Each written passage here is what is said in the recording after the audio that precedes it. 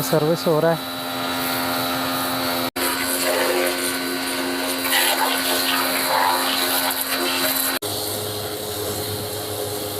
Friends देखेंगे किस तरह से।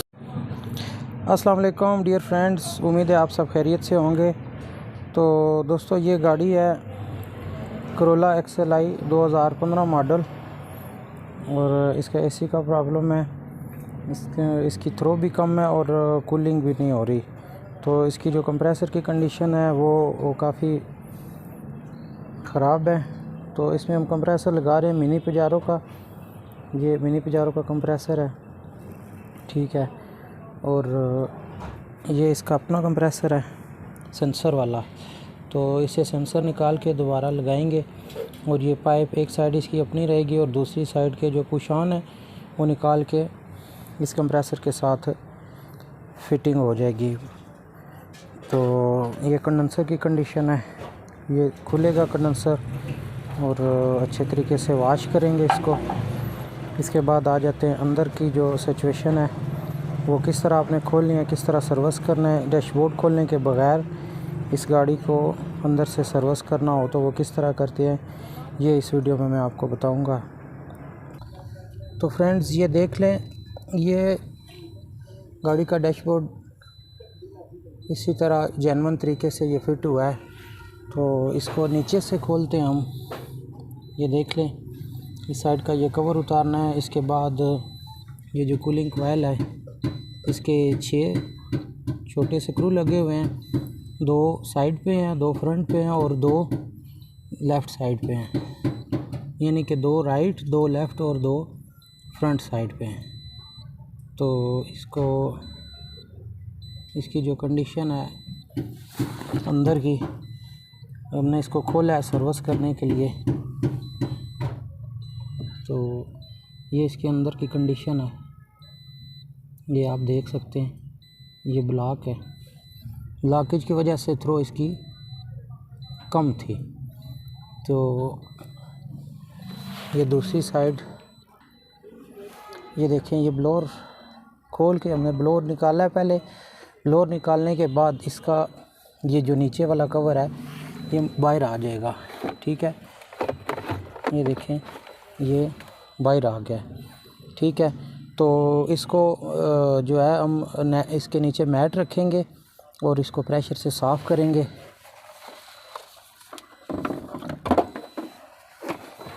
ये देखें, ये इसका रबड़ निकाला है फर्श का, क्योंकि पानी जो इसके अंदर थोड़ा बहुत जाएगा वो डायरेक्ट नीचे चला जाए।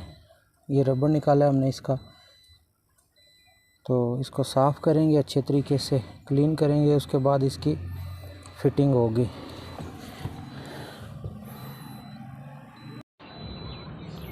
जी फ्रेंड्स ये देख लें, ये गन हमने लगाई है, हाई प्रेशर गन जो होती है। इसके साथ पीछे पानी, ये इसका पाइप आ गया। अब इसको ऑन करेंगे।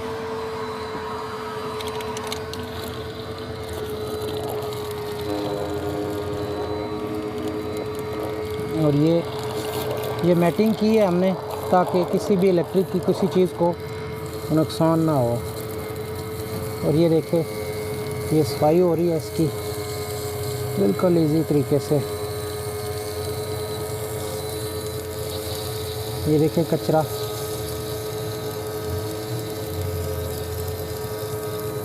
अब ये देखें इसने इसकी सेटिंग इस तरह की है कि ये जो पानी है ये सीधा नीचे जा रहा है। फर्श का जो होल होता है, रबड़ लगा होता है, वहाँ से ये नीचे जा रहा है।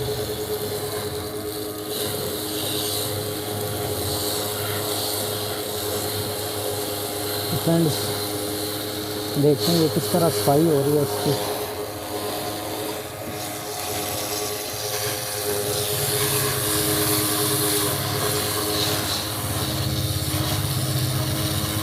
देखिए कचरा,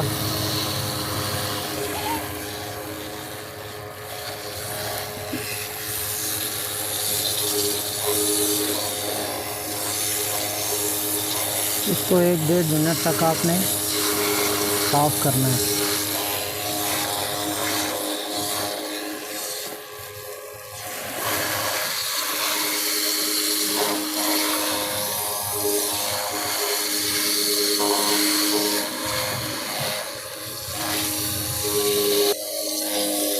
और अब ये पानी बिल्कुल साफ़ निकल रहा है, इसका मतलब ये है कि ये साफ़ हो गया।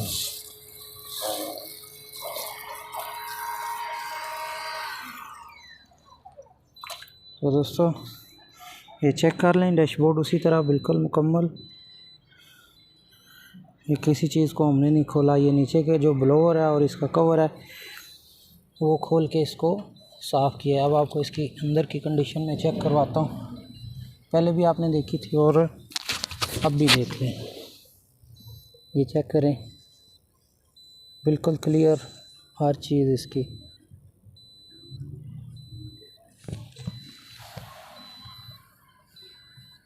अब इससे ये होगा कि थ्रो भी ठीक होगी और थोड़ी बहुत भी जो कूलिंग करेगा वो कूलिंग इसकी बाहर आएगी। जी फ्रेंड्स, तो ये इसका ब्लोअर है, ये देखें सर्विस हो रहा है। ये आप कचरा भी देख लें कितना निकल रहा है इससे। ये वाटरप्रूफ होता है, इसके मोटर के अंदर पानी नहीं जाता। ठीक है, तो बगैर झिझक के इसको साफ़ करें और फौरी तौर पे इसको खुश्क भी कर दें। ठीक है, ये बेहतर होता है। कोई भी इलेक्ट्रॉनिक चीज़ होती है तो इसको अच्छे तरीके से साफ़ करने के बाद खुश्क लाजमी करना पड़ता है। तो अब ये साफ़ हो गया। ये इसका सिस्टम है, ब्लोअर का कवर है जिसके अंदर ये फिट होता है। ये कूलिंग कॉइल का नीचे वाला हिस्सा,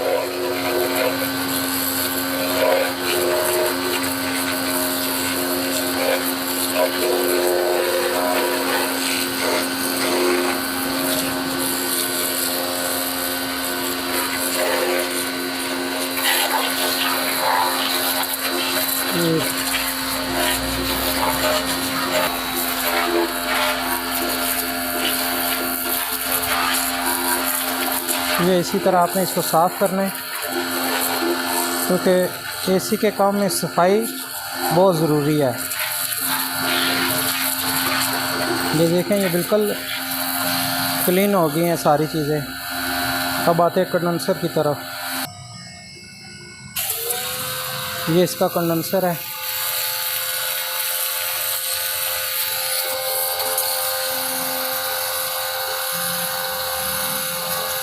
इसको अच्छे तरीके से आपने साफ़ करना है।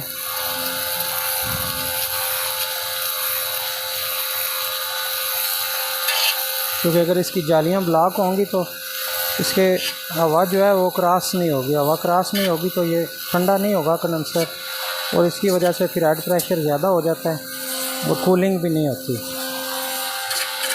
तो ये जो कंडेंसर है इसको बिल्कुल साफ़ होना चाहिए।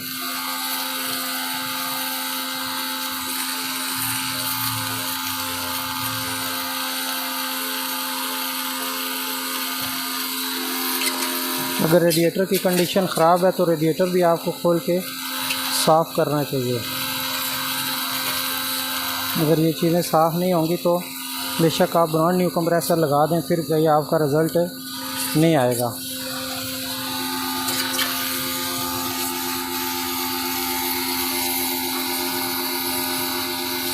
ये आप देखें साफ़ होने के बाद